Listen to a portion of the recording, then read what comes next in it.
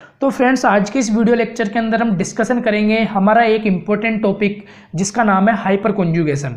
देखिए, अब तक आपने हाइपर कॉन्जुगेशन के बारे में क्या पढ़ा क्या नहीं पढ़ा सब भूल जाइए। अगर आप पे आता है तो बहुत अच्छी बात है, और अगर नहीं आता तो रियली और भी बहुत अच्छी बात है। बिकॉज आज के इस वीडियो लेक्चर में मैं आपको एक ऐसी सुपर ट्रिक बताऊंगा, एक ऐसी इंपॉर्टेंट ट्रिक बताऊंगा, ओनली एक लाइन के अंदर हाइपर कॉन्जुगेशन कंप्लीट करूंगा। और वो ट्रिक मैंने खुद तैयार की है और रियली इतनी इफेक्टिव ट्रिक है, आपको पता लग जाएगा कि वो ट्रिक आज कितनी ज़्यादा इंपॉर्टेंट है आपके लिए। ओके, तो मैं अब बकवास नहीं करते हुए हमारा यहाँ पे टॉपिक स्टार्ट करता हूँ। बस आप इस वीडियो को बिल्कुल एंड तक देखना और नोट्स जरूर तैयार कर लेना। ओके, तो देखिए, हमारे टॉपिक का नाम है यहाँ पे हाइपर कॉन्जुगेशन। कॉन्जुगेशन अलग होता है, हाइपर कॉन्जुगेशन अलग होता है। कॉन्जुगेशन में पहले ही आपको पढ़ा चुका। बहुत सारे बच्चे क्या करते हैं, दोनों को एक ही टॉपिक समझ बैठते हैं और उनके साथ गलती हो जाती है। बट आपने कॉन्जुगेशन देख लिया होगा तो आपको अभी यहाँ पे डिफरेंस समझ आ जाएगा। हाइपर कॉन्जुगेशन को हिंदी में बोला जाता है अतिसंयुग्मन। इसी का दूसरा नाम है, उसको बोलते हैं हम सिग्मा पाई रेजोनेंस। और इसी का एक और नाम नो बॉन्डेड रेजोनेंस भी बोलते हैं इसको, नो बॉन्ड रेजोनेंस।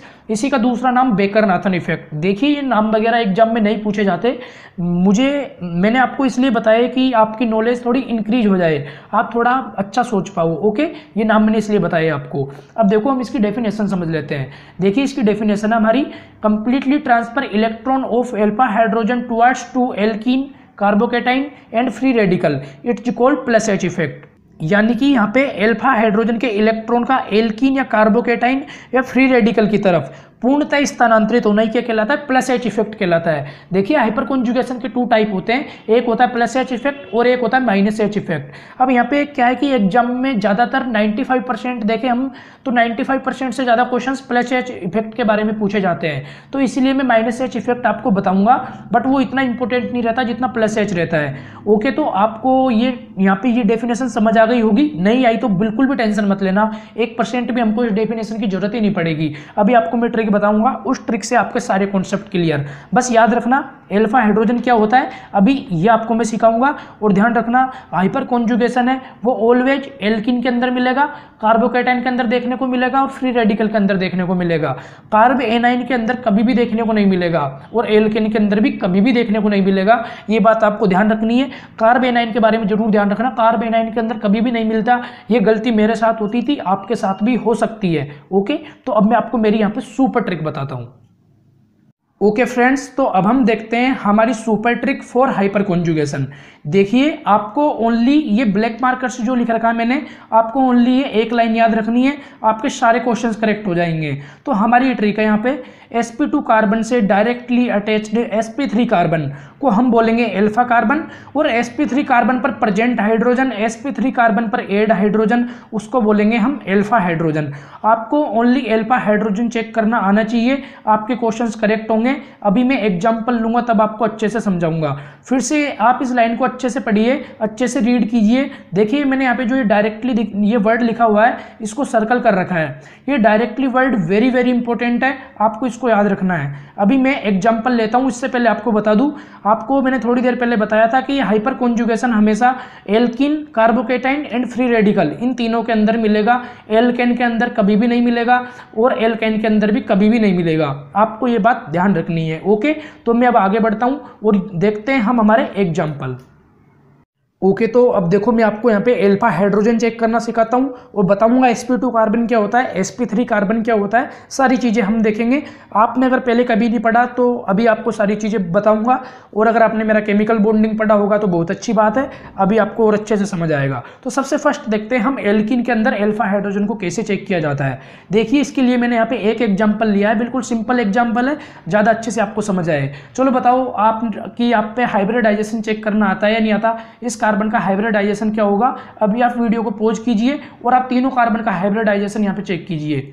मैं भी बताता हूँ। देखो, इसका भी sp2 होगा, बिकॉज देखिए यहाँ पे सिग्मा बॉन्ड कितने, यहाँ पे 2 तो हाइड्रोजन, 2 सिग्मा बॉन्ड ये, और 1 पाई बॉन्ड और 1 सिग्मा बॉन्ड, यानी कि 3 सिग्मा बॉन्ड है। तो स्टेरिक नंबर 3 हो जाएगा। 3 के लिए हमारा हाइब्रिडाइजेशन sp2 होता है। आप याद कीजिए, स्टेरिक नंबर मैंने आपको बताया था, number of sigma bond plus lone pair. यहाँ लोन पेयर एक भी नहीं है, यहाँ पे 3 सिग्मा बॉन्ड है, तो यहाँ पे आप ऐड कर दीजिए 3 सिग्मा बॉन्ड प्लस 0। तो 3 के लिए आप याद कीजिए, मैंने केमिकल बॉन्डिंग में बताया था हाइब्रिडाइजेशन sp2 होगा। इसके लिए भी सेम कंडीशन कंडीशन इसके लिए भी sp2 होगा, बिकॉज एक पाई बॉन्ड एक और एक यहाँ पे एक सिग्मा बॉन्ड इसका, एक सिग्मा बॉन्ड ये और एक सिग्मा बॉन्ड ये। इस कंडीशन में 3 सिग्मा बॉन्ड इसके हो जाते हैं। और ये वाला देखिए आप यहाँ पे इसके 4 सिग्मा बॉन्ड है, 1 2 3 4। तो इस कंडीशन में इसका जो हाइब्रिडाइजेशन होगा वो sp3 होगा।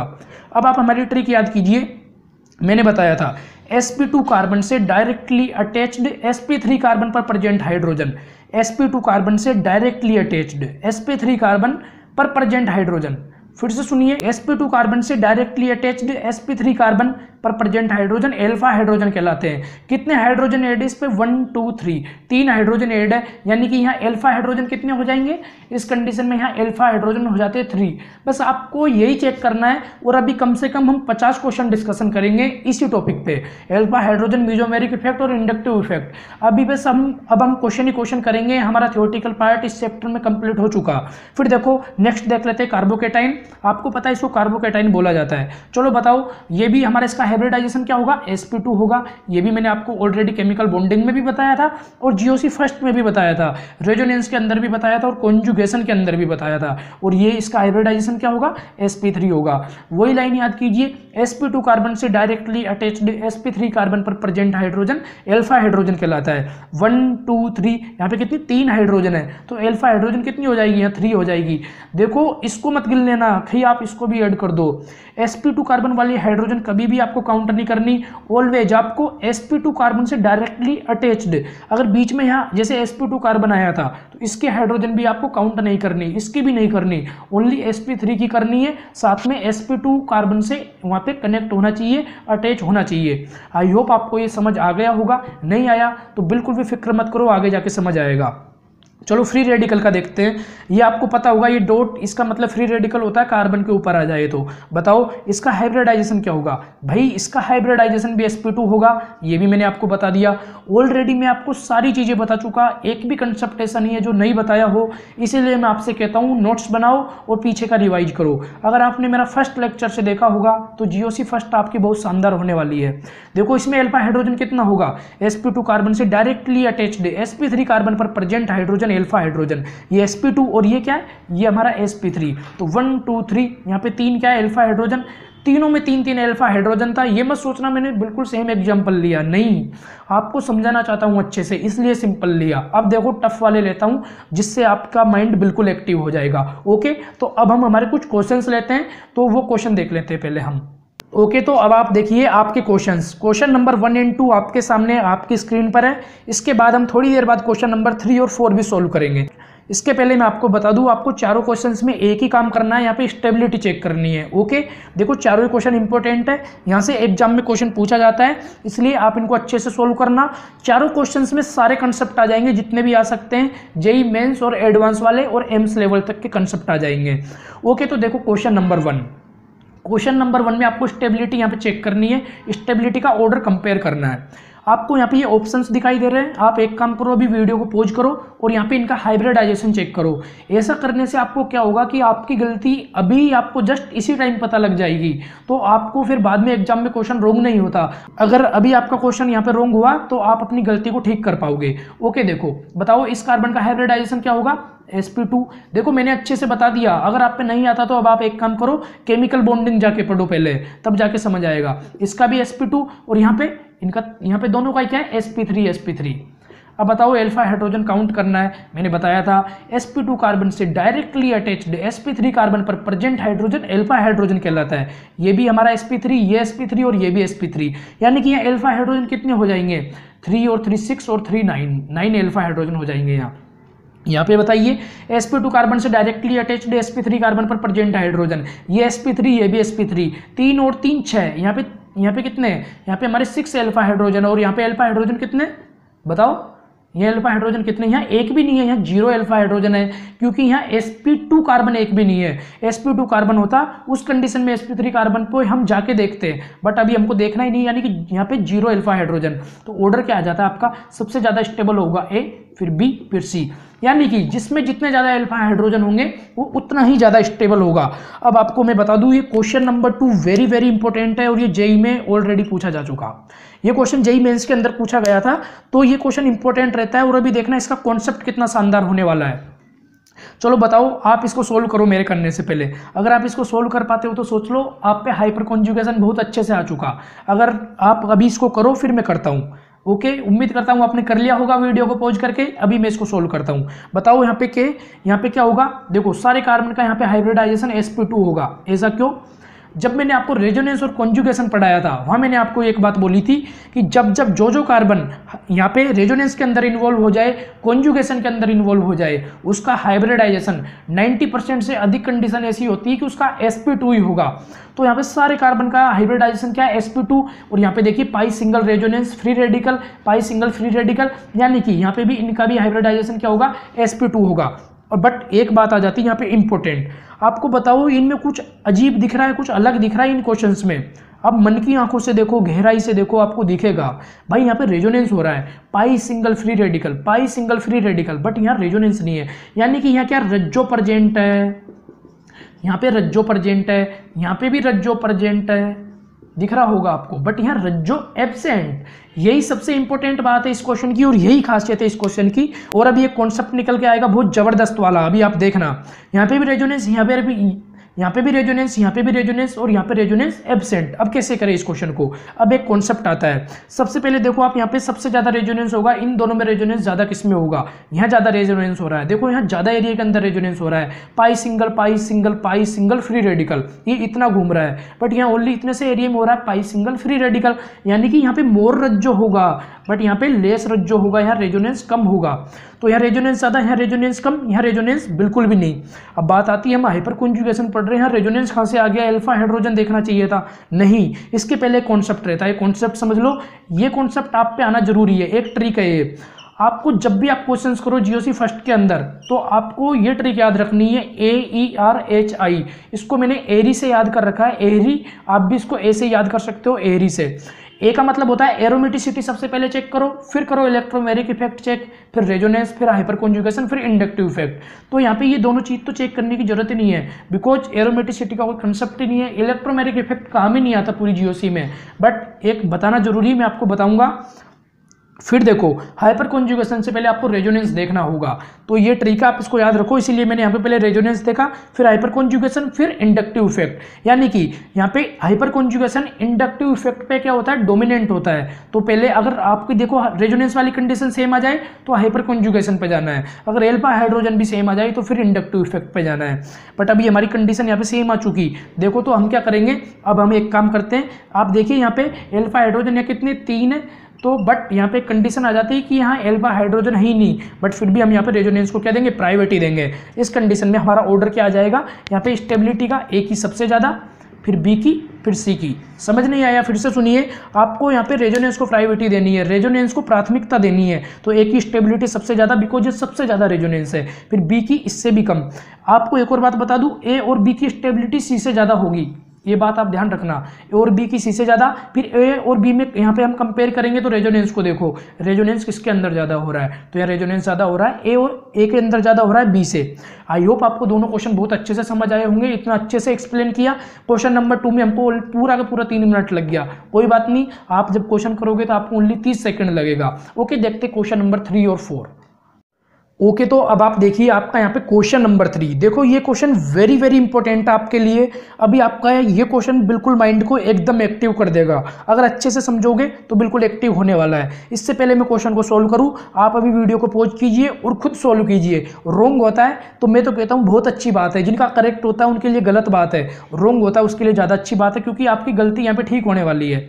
अब मैं इसका सॉल्यूशन तैयार कर रहा हूँ, आप देखिए, बताइए आप इसको कैसे स्टेबिलिटी का ऑर्डर लगाओगे, कैसे कंपेयर करोगे, तो आप बताओ, खुद सोचो। चलो देखो, आपको ये ट्रिक याद रखनी, सबसे पहले तो एरी वाली, AERHI, यानी कि सबसे पहले एरोमेटिसिटी चेक करो, फिर इलेक्ट्रोमेरिक इफेक्ट। तो इन दोनों को यहाँ पे काट दो, काम ही नहीं आता, हमारे काम आता है ये तीनों सबसे ज़्यादा। ये मैं आपको पढ़ा चुका, ये पढ़ा चुका, ये पढ़ा चुका, ये पढ़ा चुका, ये बचा हुआ है हम बाद में चल के पढ़ेंगे।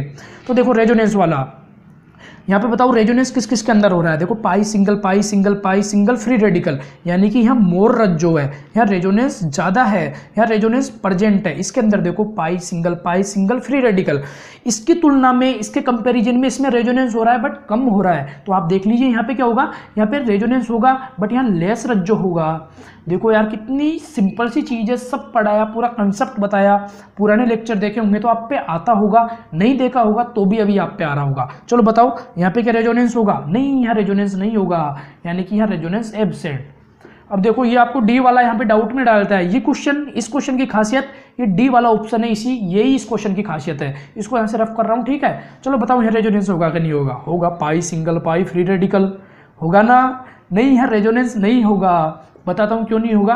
देखो पाई सिंगल पाई, अरे फ्री रेडिकल की जरूरत ही नहीं पड़ रही, ओनली रिंग के अंदर यहाँ पे क्या हो रहा है, यहाँ पे रेजोनेंस हो रहा है। ये क्यों बाहर जाएगा? बाहर जाना कोई नहीं चाहता, सब घर में मजे से रहना चाहते हैं। इस कंडीशन में जो ये फ्री रेडिकल है ये इन्वॉल्व नहीं हो पाता रेजोनेंस के अंदर, यानी कि यहाँ पे भी रेजोनेंस क्या हो जाएगा? एब्सेंट हो जाएगा। अब बताओ ऑर्डर कैसे लगाओगे? सबसे पहले इसके अंदर अल्फा हाइड्रोजन देख लीजिए, इसके अंदर अल्फा हाइड्रोजन है हमारे यहाँ पे 3, आपको बस यही देखना है, ओके। अब देखो सबसे पहले तो रेजोनेंस का आपको ऑर्डर लगाना था एरी के आधार पे, एरी के बेसिस पे।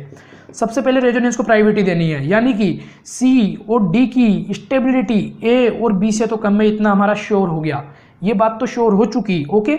अब हम देखते हैं सी और डी में अलग अलग और ए और बी में अलग अलग, ओके। तो देखते हैं ए और बी में, भाई ए और बी में ए के अंदर ज़्यादा रेजोनेंस है, बी के अंदर कम, यानी कि ए की स्टेबिलिटी बी से भी ज़्यादा। फिर आ जाती बात सी और डी में, सी और डी में कैसे करेंगे? तो देखो यहाँ तो अल्फा हाइड्रोजन कितने? 0, यहाँ पे भी रेजोनेंस एब्सेंट, यहाँ पे भी रेजोनेंस एब्सेंट, यहाँ अल्फा हाइड्रोजन 0 बट यहाँ अल्फा हाइड्रोजन 3 है। इस कंडीशन में क्या होगा? यहाँ पे सी की स्टेबिलिटी डी से ज़्यादा हो जाती है, यानी ए की सबसे ज़्यादा, फिर बी, फिर सी, फिर डी। आई होप आपको ये क्वेश्चन बहुत अच्छे से समझ आ गया होगा। इतना अच्छा क्वेश्चन था और मैंने जितना कॉन्सेप्ट दे सकता था उतना कॉन्सेप्ट दे दिया। बस इस ट्रिक को याद रखना, सारे क्वेश्चन आपकी उंगली पे होंगे, आपकी फिंगर टिप्स पे होंगे, और वो ट्रिक याद रखनी है। इसके अंदर हमारा हाइपर कॉन्जुगेशन कंप्लीट होता है। देखो क्वेश्चन नंबर 4 अभी नहीं करवा सकता, पेन के अंदर, मार्कर के अंदर इंक यहाँ पे खत्म हो चुकी, अभी मुझे टाइम लगेगा। तो तीनों क्वेश्चन कंप्लीट है, सारे कॉन्सेप्ट आ चुके। मेरा ये मूड नहीं था कि मैं आपको 4 क्वेश्चन नहीं कराऊं, बट अब मेरा मूड चेंज हो गया, बिकॉज इंक यहाँ पे खत्म हो चुकी, थोड़ा टाइम लगेगा, ओके। तो ये तीनों क्वेश्चन आपके लिए काफ़ी है, अब आप बिल्कुल तैयार रहना। नेक्स्ट लेक्चर आएगा, कोशिश करूंगा पहले कार्बोकैटायन की स्टेबिलिटी वाला लाऊं या फिर बेसिक और एसिडिक स्ट्रेंथ। लेक्चर जरूर आएगा, जो भी लाऊं मैं देखता हूं कौन सा लेके आता हूं। बट अब आने वाले जितने भी नेक्स्ट लेक्चर आएंगे, सारे लेक्चर में से ऐसे एक भी लेक्चर नहीं है ऐसा जिसमें से क्वेश्चन आया हुआ नहीं, सारे लेक्चर में से क्वेश्चन आया हुआ है, ओके। तो अब नेक्स्ट लेक्चर सारे इंपॉर्टेंट होने वाले हैं, बट उसके लिए आप ये सब तैयार करके रखना। और आपको एक बात और बता दूं, जैसे मीजोमेरिक इफेक्ट, इंडक्टिव इफेक्ट और हाइपर कॉन्जुगेशन, तीनों का एक छोटा सा लेक्चर और बनाऊंगा 5 से 7 मिनट का, उसमें ओनली ट्रिक होगी। तो यही चीज़ें वापस रिपीट करूंगा, तो आप रिवीजन कर लेना। आप ये मत सोचना कि मैं बार बार क्यों बता रहा हूँ, बार बार वीडियो क्यों अपलोड कर रहा हूँ। मैं आपको फास्ट रिवीजन करवाना चाहता हूँ, इसलिए एक और वीडियो बना सकता हूँ अभी, ठीक है ना। तो मिलते हैं नेक्स्ट लेक्चर में। अगर वीडियो पसंद आया हो, आपको लगा हो आपको इस वीडियो से बेनिफिट हुआ है, तो प्लीज़ वीडियो को शेयर जरूर करके जाना। अगर आप वीडियो को शेयर करोगे तभी मैं ज़्यादा से ज़्यादा वीडियोज आपके लिए अपलोड कर पाऊंगा। मैं कहता हूँ पसंद आई हो तभी शेयर करना, अगर पसंद नहीं आई तो बिल्कुल भी शेयर मत करना और लाइक भी मत करना, बट पसंद आई हो तो लाइक और शेयर जरूर करके जाना है, ओके। मिलते हैं नेक्स्ट वीडियो लेक्चर के अंदर, तब तक के लिए धन्यवाद, थैंक यू सो मच।